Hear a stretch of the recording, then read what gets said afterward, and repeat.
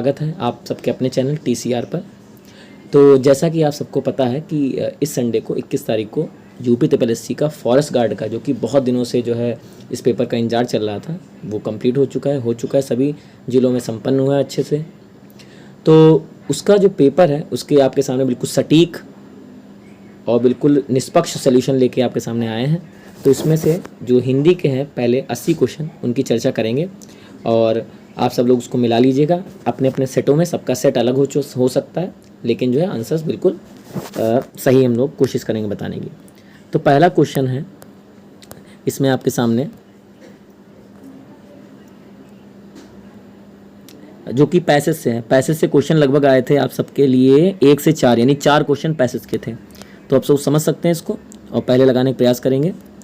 तो था कर्म करने में आनंद किस कारण से मिलता है। तो इसका आंसर होगा पहले का ए विकल्प। सब लोग अपना लगा लेंगे, पहले का ए विकल्प, कर्म, कर्मफल, व्यक्ति या वस्तु पर ध्यान केंद्रित होने से। ठीक है।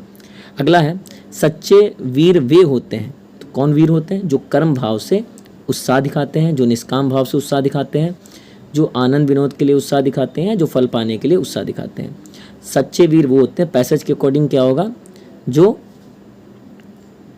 कर्म भाव से उसका उत्साह दिखाते हैं। तो ऑप्शन नंबर 20 का हो जाएगा। अगला, उत्साह के मार्ग में सबसे बड़ी रुकावट कौन सी होती है? तो उत्साह के मार्ग में सबसे बड़ी रुकावट कौन सी होगी? तो आप सबको पता है आलस्य। ऑप्शन नंबर डी, उत्साह के मार्ग में सबसे बड़ी रुकावट होगी।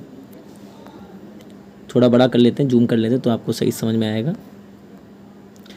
अगला है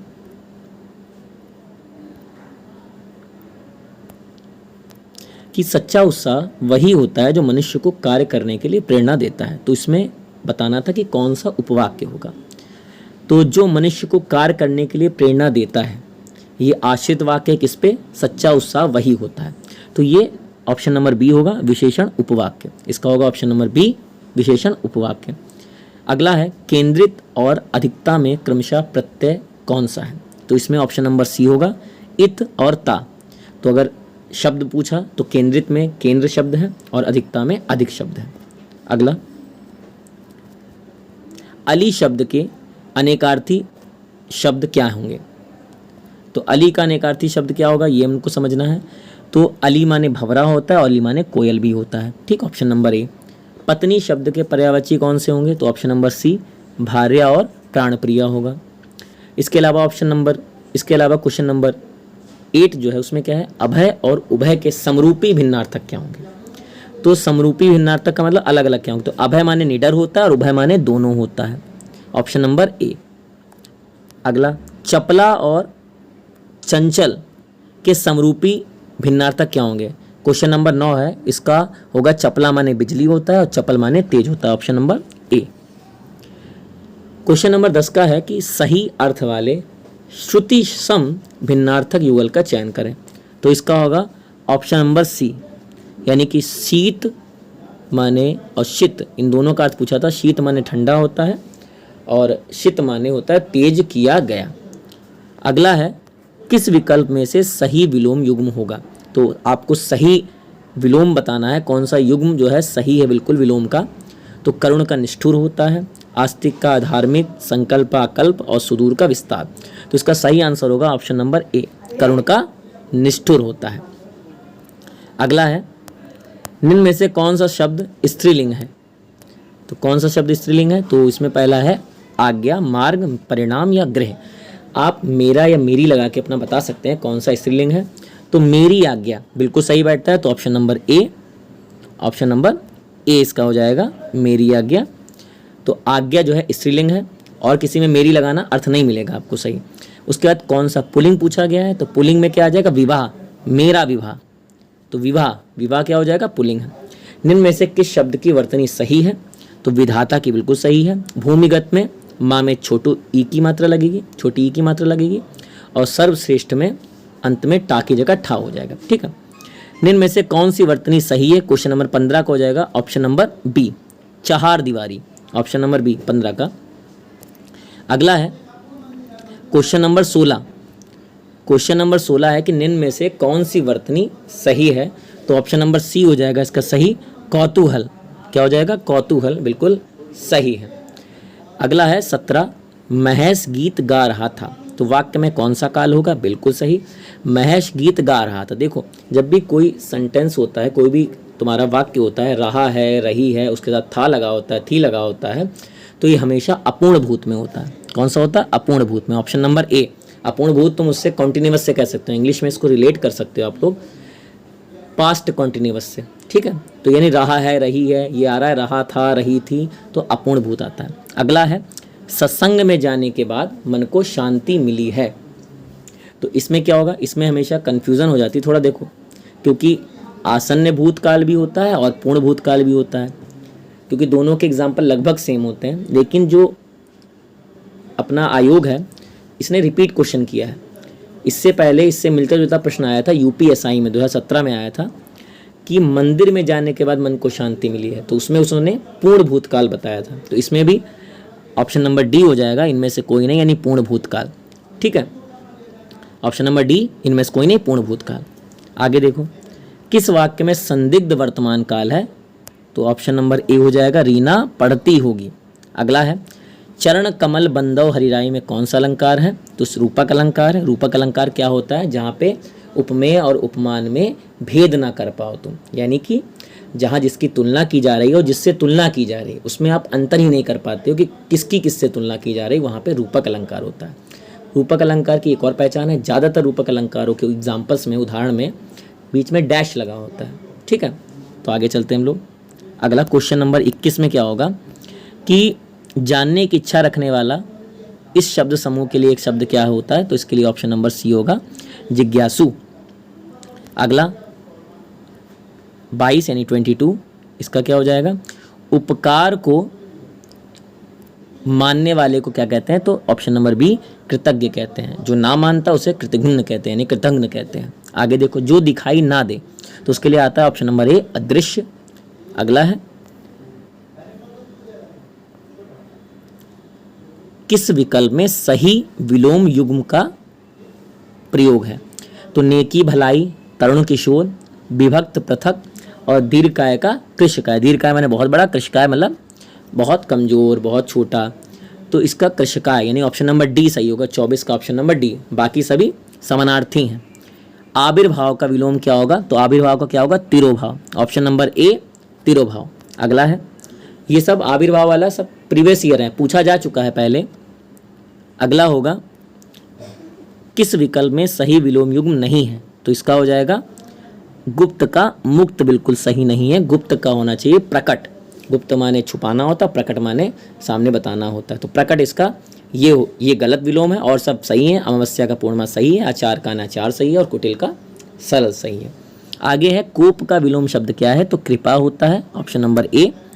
अगला है 28 यानी 28, इसमें पूछा गया है लहू का समानार्थी शब्द क्या है, तो लहू का समानार्थी शब्द क्या है, तो इसका हो जाएगा शोणित, ऑप्शन नंबर बी।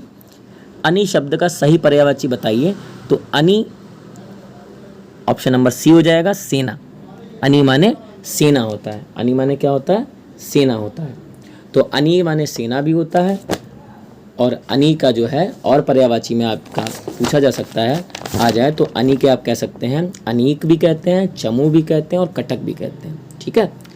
अनीक, चमू, कटक और अनि। आगे है वनिता शब्द का पर्यायवाची शब्द बताइए, तो महिला। वनिता के लिए क्या होगा, महिला। वनिता एक पत्रिका भी आती है महिलाओं के लिए, तो महिला कहते हैं वनिता को। सफरी पर्यायवाची है मछली का, विदु पर्यायवाची है चंद्रमा का और जानकी सीता माता को कहते हैं, ठीक है। राम जी की पत्नी सीता माता उनको कहते हैं। अब आगे आ जाते हैं, फिर पैसेज पे हैं 31 यानी 31 पैसेज, इसका क्या होगा, आप पैसेज पढ़ सकते हैं, उसके बाद मिला लीजिएगा। भारतीय मनीषी के चिंतन का विषय क्या होता है, तो इनके चिंतन का विषय क्या होता है, इच्छा और अनिच्छा का चिंतन, ऑप्शन नंबर सी। इच्छा का जीवन में क्या प्रभाव पड़ता है, तो इच्छा जीवन में क्या लाती है, इच्छा का जीवन में प्रभाव क्या पड़ता है, तो लालसा बढ़ाती है, ऑप्शन नंबर सी। मानव के लिए जीवन एक लंबी मृत्यु कब बन जाती है, इच्छाओं के बढ़ने से, ऑप्शन नंबर डी। 34 का लेखक के आंतरिक जगत में काम करने का गणित किसने कहा है? लेखक ने आंतरिक जगत में काम करने का गणित किसे कहा है? तो इच्छा ना करने को कहा है। लालसा शब्द के दो पर्यायवाची कौन से होते हैं? तो लालसा शब्द का पर्यायवाची होगा इच्छा और आकांक्षा। ऑप्शन नंबर ए होगा इसका, ए। आगे आ जाते हैं 36 यानी 36 में होगा किस विकल्प में सही सभी शब्द परस्पर पर्यायवाची हैं? तो इसमें हो जाएगा बदन, आनन और आस्य। ये तीनों ही पर्यायवाची हैं। बदन माने भी मुख होता है, आनन माने मुख होता है और आस्य माने भी मुख होता है। तीनों का अर्थ मुख है। ठीक है, आगे चलते हैं हम लोग। चाय शब्द का प्रयोग, चाय शब्द का प्रयोग, एक मिनट रुक जाइए, क्वेश्चन चला गया। हाँ 37, चाय शब्द का प्रयोग किस वचन में होता है? तो चाय शब्द का प्रयोग एक वचन में होता है हमेशा। चाहे एक लोग हो चाहे बहुत से लोग हैं, चाय ही प्रयोग किया जाता है। भारतीय शब्द का बहुवचन कौन सा होगा? ऑप्शन नंबर बी, भारतीयों। जाति शब्द का बहुवचन क्या होगा? ऑप्शन नंबर बी, जातियां। आगे आते हैं, निम्न में से कौन सा शब्द तत्सम नहीं है? क्वेश्चन नंबर 40 का होगा फूल तत्सम नहीं है। फूल का तत्सम क्या होगा? पुष्प। निम्न में से तत्सम शब्द कौन सा है? 41 का बताना है आपको। तो कृपा होगा, तत्सम है, बाकी सब तद्भव है। आगे देखो 42 में पूछा गया कौन सा शब्द तत्सम शब्द है? तो सापत्नी, सापत्नी तत्सम है किसका? सौत, यानी कि जो सौत होती है उसका तत्सम होता है सापत्नी, यानी कि दूसरी जो पत्नी होती है उसको सापत्नी तत्सम में कहते हैं। ठीक है, सत्तू का तत्सम होता है सक्तू, घोड़ा का घोटक और खीर का क्षीर। आगे देखो, निम्न में से कौन सा शब्द तद्भव नहीं है? तो कौन सा तद्भव नहीं है? तो मयूर तत्सम है, बाकी सब तद्भव हैं। आम का आम्र, हाथ का हस्त, दूध का दुग्ध, और मयूर क्या है? तत्सम है। स्कंद का तद्भव क्या होगा? कंधा। निम्न में से हरिद्रा का तद्भव रूप क्या है? तो हरिद्रा का हल्दी। निम्न में से किस वाक्य में अपादान कारक का प्रयोग हुआ है? तो अपादान मतलब किसी चीज से अलग होना। जब कोई चीज अलग हो जाती तो अपादान होता है। तो ऑप्शन नंबर सी, बिल्ली छत से कूद पड़ी, तो अपादान है। आगे देखते हैं, वो अगला प्रश्न है 47 यानी 47। वह चम्मच से चावल खाता है। जब किसी के द्वारा कोई काम करते हो, कोई साधन है, कोई चीज़ है, कोई वस्तु है, उसके द्वारा कुछ करते हो, तो वहाँ पे कारक होगा आपका ऑप्शन नंबर ए, कर्ण कारक। कर्ण कारक माने होता है कर्ण यानी से या द्वारा, किसी के द्वारा कोई काम कर रहे हो तो वहाँ कर्ण कारक होगा। क्वेश्चन नंबर 48 यानी कि 48 में गहने अलमारी में हैं।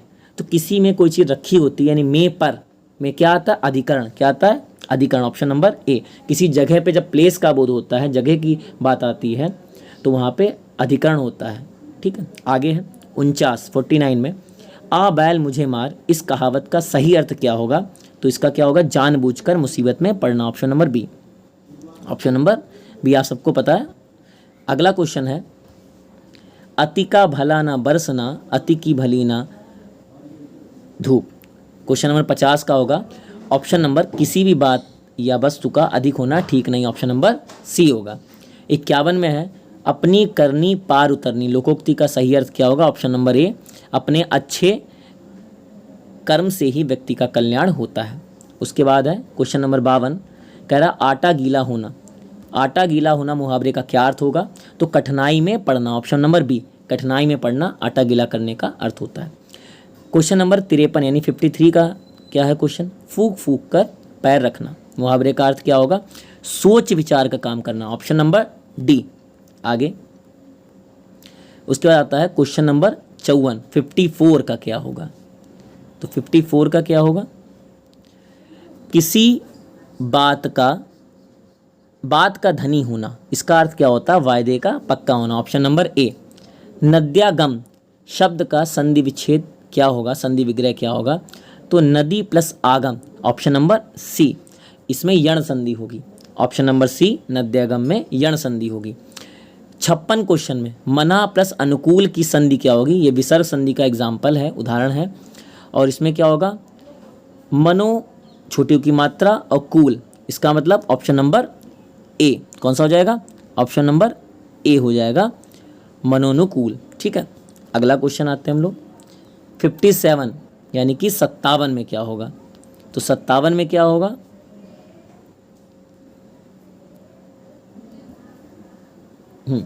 सत्तावन में क्या होगा कि इत्यादि शब्द का सही संधि विच्छेद क्या होगा। तो इति धन आदि इत्यादि, इति धन आदि इत्यादि, इसका होगा ऑप्शन नंबर बी। और इसमें कौन सी संधि होगी, यण संधि होगी। इति प्लस आदि इत्यादि यण संधि होगी। शुभिक्षा में क्या होगा, शुभ धन इक्षा, शुभ धन इक्षा यानी ऑप्शन नंबर बी। और इसमें संधि कौन सी होगी अगर पूछा जाए तो गुण संधि होगी। इसमें गुण संधि में ए ओ आता है, ए ओ अर, ध्यान रखिएगा ए ओ अर यानी एक मात्रा लगी होगी, ए की, ओ की एक मात्रा लगी होगी और अर यानी कि रा टंगा होगा। ये तीनों चीज़ें आपको मिले तो क्या हो जाएगा, गुण संधि हो जाएगी। तो ऑप्शन नंबर बी इसका सही आंसर है। इसके बाद क्वेश्चन नंबर 59 में है, कौन सा व्याकरण की दृष्टि से निम्नलिखित में से शुद्ध है। तो मेरे को आपका काम बहुत पसंद है, गलत हो गया। वह आदमी अच्छा नहीं है, एक दूध का गिलास दो और प्रत्येक चित्र बुरे नहीं होते। तो इसमें सबसे सही आंसर आपका है ऑप्शन नंबर बी, वह आदमी अच्छा नहीं है। आगे चलते हम लोग, व्याकरण की दृष्टि से निम्न में से कौन सा वाक्य अशुद्ध है। कृपया आप ही बताएं। बंदूक एक बहुत ही उपयोगी शस्त्र है, पुलाव बहुत लजीज है और उसके प्राण पखेरु उड़ गए। तो आयोग ने खुद ही शस्त्र वाले वाक्य को अपने प्रीवियस ईयर में गलत माना था, उसने अस्त्र माना है। तो ऑप्शन नंबर बी अशुद्ध है। इनने बताया था आयोग ने ही कि बंदूक एक बहुत उपयोगी अस्त्र है। ठीक है, तो इसका ऑप्शन नंबर बी होगा। क्वेश्चन नंबर 61 यानी 61 पूछा गया है, यथोचित में कौन सा समास का उदाहरण है ये। तो आपका ऑप्शन नंबर बी होगा। अव्यय भाव समास का एग्जाम्पल है यथोचित। अगला है, निम्न में से कौन सा समास द्विगु समास का एग्जाम्पल है। द्विगु में पहला शब्द संख्या आती, ध्यान रखिएगा, पहला शब्द संख्या या गिनती आएगी। तो पंसेरी यानी 5 शेरों का समूह, यानी कि ऑप्शन नंबर बी, गिनती आ गई, 5 शेरों का समूह, ऑप्शन नंबर बी। अब आता है 63, क्वेश्चन नंबर 63 क्या कहता है कि गौरी शंकर में कौन सा समास है। तो गौरी शंकर में कौन सा होगा, ऑप्शन नंबर सी, द्वंद्व समास, जहाँ पे दोनों शब्द प्रधान होते हैं, या कह सकते हैं दोनों शब्द नाउन होते हैं। आप अब अंग्रेजी से भी सीख सकते हैं, हिंदी के चीज़ें कुछ हैं। तो दोनों शब्द नाउन होते हैं, गौरी शंकर दोनों प्रधान है, तो वहाँ पे द्वंद्व समास होता है। कौन सा शब्द, क्वेश्चन नंबर 64 है, कौन सा शब्द द्रव्यवाचक संज्ञा है। तो इसमें चमड़ा होगा, option number C. Question number 65 पशु चर रहे हैं, इस वाक्य में पशु कौन सी संज्ञा है। तो जब भी पशु की बात हो, जानवर हो, पक्षी हो, इन सबसे प्रजातियों की पूरी बात आती है। तो इसमें जातिवाचक संज्ञा होगी, ऑप्शन नंबर क्या हो जाएगा, ऑप्शन नंबर बी हो जाएगा, जातिवाचक संज्ञा, ऑप्शन नंबर बी। अगला है 66 निम्नलिखित में से कौन सा शब्द भाववाचक संज्ञा है। तो भाववाचक संज्ञा कौन सी होगी, ऑप्शन नंबर सी, मित्रता। अगला है पराधीन में कौन सा उपसर्ग है। तो पराधीन में क्या होता है, परधन आधीन, यानी 67 का ऑप्शन नंबर ए होगा। अगला 68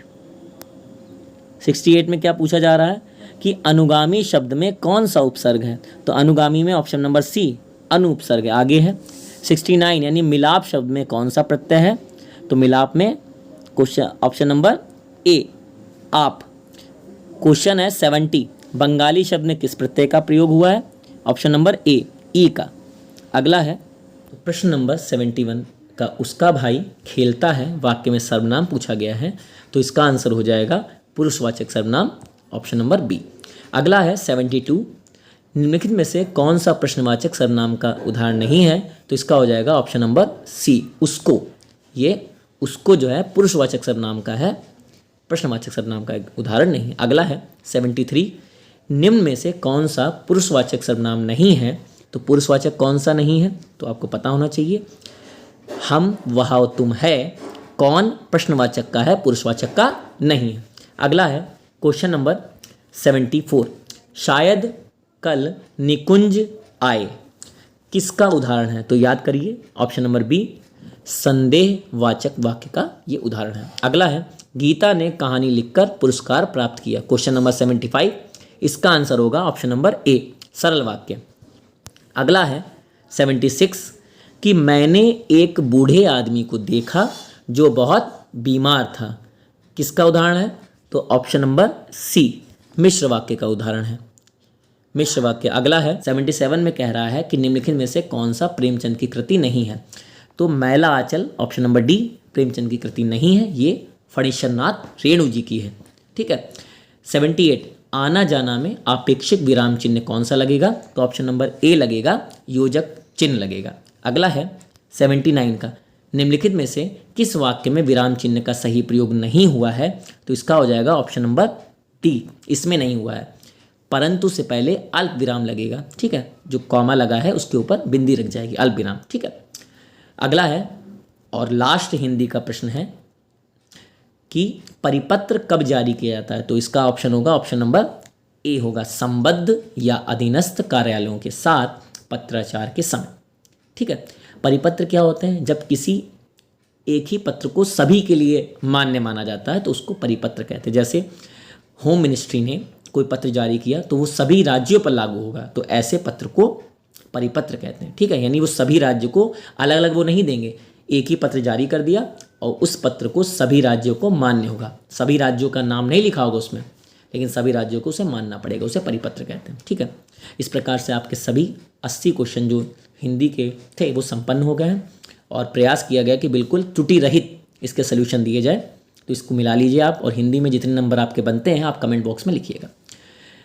अब आगे एक बात आपसे कहना चाहते हैं कि जो हिंदी का प्रश्न पत्र देखा है इससे पता चला है कि ज़्यादातर जो प्रश्न है वो प्रीवियस ईयर है, पिछले पेपरों में आए हुए हैं। तो सबसे पहले आपको प्रीवियस ईयर को अच्छे से तैयार करना चाहिए और पेपर से 10-15 दिन पहले आपको इसका रिवीजन एक बार ज़रूर करना चाहिए।